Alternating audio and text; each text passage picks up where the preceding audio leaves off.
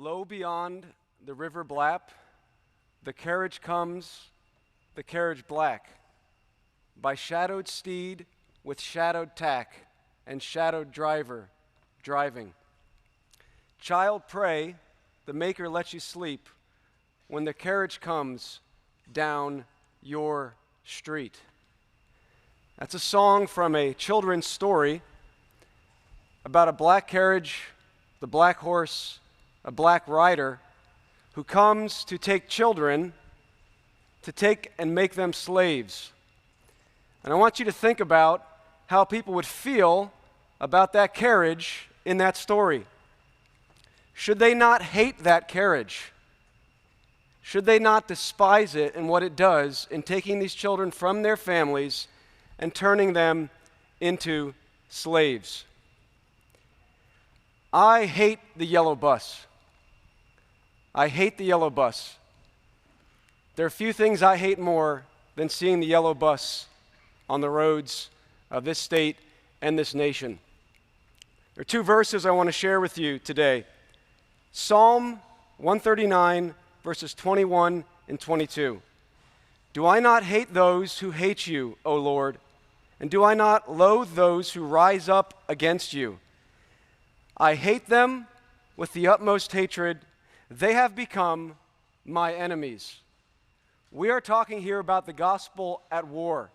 Now, I have never been in war per se, but I know it's not something that's pleasant. And when David defeated Goliath, he killed him, and then what did he do? He chopped off his head. We're talking about warfare here. This is not a nice thing. Right? There's a reason women are not to serve in the armed forces. There's a reason the men of a nation, of a society, are to fight the wars of that society, because war is not pretty, it's not nice. Now, we are talking here primarily about spiritual warfare. We're not talking about taking the kingdom for Christ via violence. But the imagery of warfare is important. This conference is the gospel at war. Now, would you know the gospel is at war with all these topics we've talked about? If you go into the average church today, would you know the gospel is at war with feminism? Would you know the gospel is at war with abortion? I'm not talking about, well, we have a stance on abortion. No, we are at war with it, and we hate it. And we will proclaim that from the pulpit. Well, the gospel is at war with the yellow bus, but you wouldn't know that by the church's testimony. You wouldn't know that by the church's testimony. Now, I hate the yellow bus. I hate it because of what it stands for and what it represents. The yellow bus represents 60 million dead babies. The yellow bus represents transgender surgeries on minors. The yellow bus represents homosex celebrations in the streets. The yellow bus represents those things. It represents legislators voting to take more of your money via forced taxation. It represents Reuben King facing 5 years in jail, a Lancaster County Amishman, for selling rifles and shotguns to his neighbors. Could go to jail for 5 years. The yellow bus represents Amos Miller, another Lancaster County man, who faced jail time and thousands of dollars of fines because he sold meat, organic meat, to his neighbors. The yellow bus represents those things, and my goal in this brief time is to tell you why. Does the law of God really make a difference? Does discipleship make a difference? Does it matter what we teach the nation? My contention to you this afternoon, there's two main points I'll make here. The first one is this: the ideology of the classroom, the theology of the classroom, becomes the ideology of the government within a generation or two. There was a man, Viktor Frankl was his name. He was a Holocaust survivor. And he said this, he said, he saw the horrors at Treblinka and Auschwitz. He survived them. He said, this didn't originate in some government ministry in Berlin. That's not where this came from. You know where this came from? It came from the classrooms and the lecture halls. That's where this came from. And I want you to know, every injustice, or almost every injustice, I should say, that we see happening today, you know where it started? In a government school classroom. And the injustices that my children and your grandchildren will experience, you know where they're being prepared? Right now in a government classroom. Why? Because the law of God is not being taught. There is a law being taught. It's the law of man. Man's law is being taught. So, how did we get here? Right? A lot of people say, man, how did it get this bad? Well, I want to go to a quote from A.A. Hodge. If I can pull it up, I will. If not, I'll summarize it. A.A. Hodge, this is probably 1880s. Luke, if you can pull up that quote from A.A. Hodge. He was writing, he died in 1886. And he said, if we implement a national government educational system run by the government, it's right there, Luke, right after the three faces there. No, we'll go back. There we go. All right. This is what A. Hodge said. He said, I am as sure as I am of the fact. Can I get that up there? One more, Luke. There we go. I am as sure as I am of the fact of Christ's reign that a comprehensive and centralized system of national education separated from religion, as is now commonly proposed, will prove the most appalling enginery for the propagation of anti-Christian and atheistic unbelief and of antisocial, nihilistic ethics, individual, social, and political, which this sin-rent world has ever seen. Friends, how did A.A. Hodge see that over 100 years ago? You see, the issue today, people say, well, how did it get so bad? It should be much worse than it is now. It should be much worse. If we had had over 100 years of the nation being taught the law of man and not the law of God, we should be surprised we don't see more murdered babies, more trans surgeries, more homosex celebrations in the streets. A.A. Hodge saw it. Why didn't the Church of Jesus Christ see it back then? I contend that they didn't see it because they lost sight of what Jesus said when he gave the Great Commission. Your job is to disciple the nations. Your job is to disciple the nations. What does that mean? Teach the nations how to get to heaven? Well, that's part of it. There's much more to it than that. I think when St. Patrick went to Ireland, he said, okay, I'm just here to tell you how to get to heaven, but you Druid priests, you pagan priests, you can keep teaching the people everything else. I'm just going to tell you how to get to heaven. I don't care how you live your life. Of course not. When William Carey went to India, he didn't say, I'm just here to teach you how to get to heaven. I don't care if you burn your widows on the pyre. I don't care if you sacrifice your children. Do we do missions like that today? Do we send people overseas and say, look, it doesn't matter if these people keep sending their children to the mosque or the Buddhist temple. Just teach them how to get to heaven, and it doesn't matter if they do. I don't think we still do that with missions. Maybe we do. I don't think we do that. But we've lost our evangelical minds in America because we say, well, we'll teach you how to get to heaven, and then the state can disciple you in every area of life. And we're surprised at the situation we're in. The nation is being discipled. This is my second point. The nation is being discipled. There's no question about it. Jesus said, disciple the nation. Teach them all things that I have commanded. The nation's being discipled. Unfortunately, right now, the one who's discipling the nation is not the Church of Jesus Christ. It's the state. Now, I want to do a show of hands here. I'm not going to ask if anybody sends their kids to the government schools, but I do want to ask this.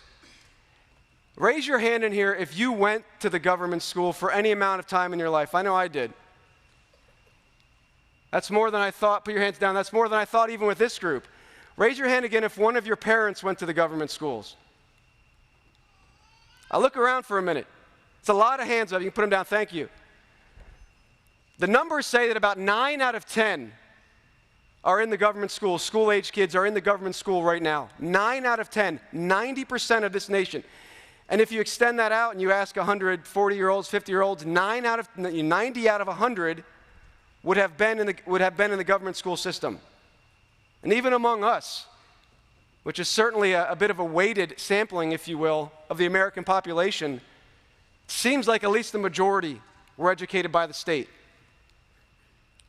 90% of this nation is being, has been, or will be, unfortunately, if the trends continued, discipled by the humanist state. The nation is being discipled. Do we understand what that means? The church neglected that for the past 100 years. There's a story that just happened in California. You may have heard of it. There's a small school in California, 3-seat school board. The superintendent says, we're going to throw the homosexual sodomy pride flag up at the school. 2 of the 3 board members say, no, get this out of here, American flag and California flag. California state flag's not much different than the homosexual flag, but be that as it may, they said, we don't want this flag, we want these 2. Okay, decent, I guess. But what one of the parents said is revealing. This was a parent, a mother, I believe, who didn't want the homosexual flag, agreed. But she said, you know what? The school has crossed the line. They've gone too far here. They've started to teach sex, politics, values. They've crossed the line. And friends, she is wrong. She is way out of line. The state has not crossed the line by teaching those things. The state has crossed the line by teaching anything to your children. Education is inescapably religious. You cannot have an education that doesn't teach on sex, morality, politics, law. I teach my 2-year-old sexual ethics. Age appropriately, a man marries a woman marries a man. You can't avoid that. The state hasn't crossed the line by teaching ethics. The state has crossed the line by taking the discipleship that belongs to the Church of Jesus Christ and hoarding it to themselves. Now, humanism, here's why the gospel is at war with the yellow bus, if I had to summarize it briefly. What is the gospel? It's this message: Jesus is Lord. That's the gospel message. In a nutshell, Jesus is Lord. What's the message of the government school system? It's not that. It's man is Lord. It's humanism. It's not new, friends.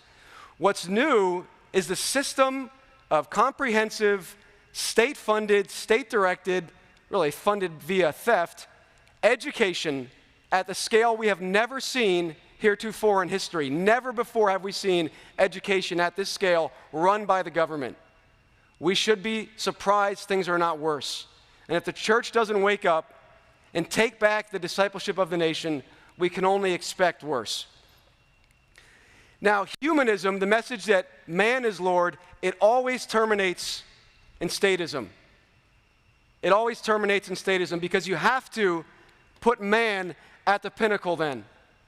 And it's always going to be someone, whether it's a Caesar, a czar, an emperor, or the federal government. Some man or group of men is going to be at the top because the message of humanism terminates in statism. Now, we need to get something out of our heads as Americans, and that is that this humanistic message can be at peace with the gospel message. Okay, humanism teaches man as Lord. You know how we say that in America? That doesn't sound nice for Americans. So what we say in America is this: we the people are sovereign. We the people are supreme in America. You ever notice how both the left and the right use that? The people on the right are like, these liberals, they're forgetting that in America here, we the people are sovereign. We're going to show it to these liberals. And then the liberals say, you right-wing fundamentalists, you forget that here in America, it's a government of the people, for the people, by the people. And you fascists aren't going to have your way. We have to get it out of our thick American skulls that we, the people, as sovereign, is going to accomplish anything. That's the message of the government school system. They don't have a problem teaching that. They'll teach it to the left and the right. Hey, you guys are sovereign. Whatever you decide goes. That's not the gospel message. The gospel message is this: Jesus is Lord. We, the people, are not Lord. That's what the school system teaches. If that's what they teach, do not be surprised when man-made law tyrannizes and terrorizes us, because it will always do so. Luke was not able to speak today. I really wanted him to, but you need to get a copy of his book because it deals with this issue. We have been brainwashed with this idea of humanism in America, and the church has given her children over to the state to be discipled. Teach us about life. Teach us about sexual ethics. Teach us about politics. Teach us about the law. The church says, we're not going to do that. We can't teach your kids biblical law. We can't teach your kids what the Bible says about taxation. We're not going to do that. The state says, we'll do it, and the church says, okay, here you go. Teach our kids. To wrap up here with some application. If this is ever going to be solved in America, it needs to start with the fathers. It's in Malachi, right? The end of the Old Testament. The hearts of the fathers need to be turned back to their sons and their daughters. Education must be returned to the home. The fathers must care for, this is the job of the church, should be teaching the fathers this, teaching the church. This is a responsibility of the Church of Jesus Christ. It's not the responsibility of the state. The yellow bus must become the enemy of the Church of Jesus Christ. It's already the enemy of Christ. Is it our enemy? Now, I know there are people, maybe even in this room, that their kids go to the government school. Well, okay, let's come alongside and tell them, this is an enemy. You're giving your children to an enemy. But we have such a pansy, feminized version of Christianity in America that the pastors won't point out Goliath, who is staring down the people of God. The state has taken the children from the church, from the nation, and is discipling them. We should not be surprised when our land is filled with innocent blood and wicked man-made laws. So don't underestimate the value of discipleship. The church has underestimated it. We can't make a difference if we just teach our children the law of God and the Bible. Well, the state didn't underestimate it. And every time you see that yellow bus, I want you to think something other than wishing that it would be destroyed, not when any kids are in it, when the driver's out of it. Wish the whole system would crumble and collapse. We need to be talking about abolishing education seriously, not this as a talking point. What would that look like? We don't have time for that now. But when you see the yellow bus, that's discipleship happening. Systematic, intentional, comprehensive discipleship. That's what it looks like. Now, that's not the model we should have. But that's what discipleship looks like. Education. What is education? Teaching people what it means to love God and love neighbor. Fathers and mothers especially, who spend so many hours with their kids, that's your job. The state can't do it. I don't care what facts and information the state could teach your kid. They can't teach him or her to love God and love neighbor. And your job as a parent is to teach your child character, godly character, and the law of God, so they don't grow up and murder their baby or serve the state and arrest someone for selling rifles and shotguns or organic meat. The injustice that is around us was prepared in the government school. And if we are going to see righteousness and peace in our society, we need to begin by going to war with the yellow bus. No quarter. We need to go to war. It is an enemy of Jesus Christ. And the pastors of this land should be proclaiming that. Thank you for your attention.